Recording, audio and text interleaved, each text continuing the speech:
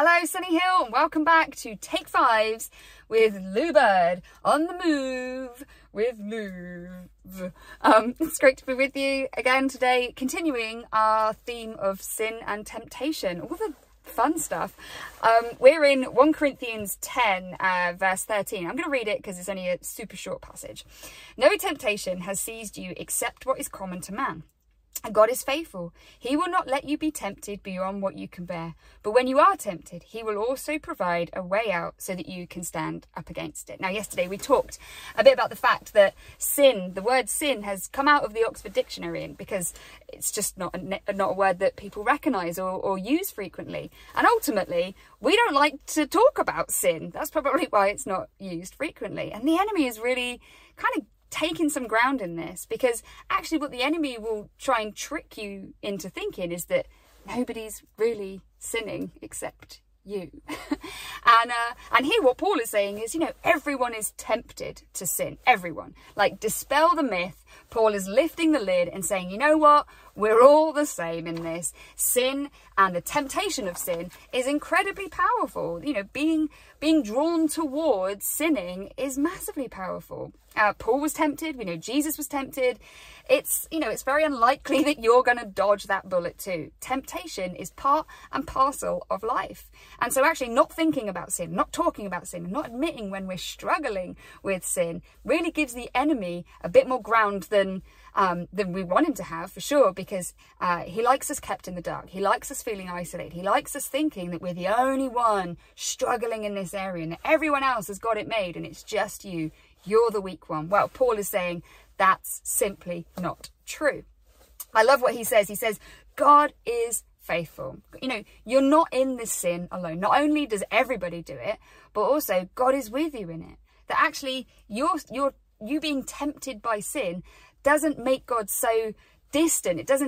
It doesn't remove God's presence from your life. Actually, God wants to be with you as you are tempted, to try and give you this way out that he's talking about. He is faithful with you even when you are looking at stuff and thinking, God, I'd really like to do that. I'd really like to have that. Or whatever your kind of sin trap might be, that God is faithful with you. You are not alone in your sin. I love the end of the passage where he talks about God providing a way out of your temptation. I wonder whether you feel like actually some sins are just too irresistible, that there's literally no way to not do them. Well, scripturally, that's simply not the case. There is a way out for you. And a quick short story, which you probably don't want to admit to, but we're talking about admitting to temptation, right? So this week I was on social media and I saw something that, I got my goat, you see someone, and I saw someone, prospering in life and, all good for them. But man alive, it kind of woke this discontent, jealous beast within me.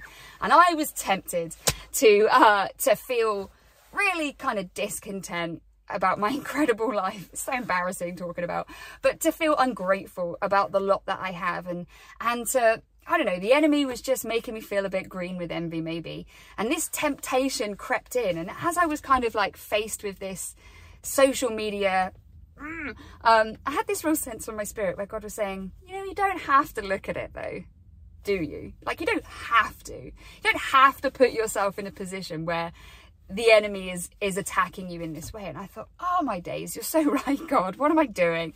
So I disconnected from my apps and I stepped out and got, I know that there's a deeper work that God needs to do in my life, for sure. It's not just pretend it doesn't exist, but there is something about just making that deliberate choice to not put yourself in the position where that temptation is even going to become a thing.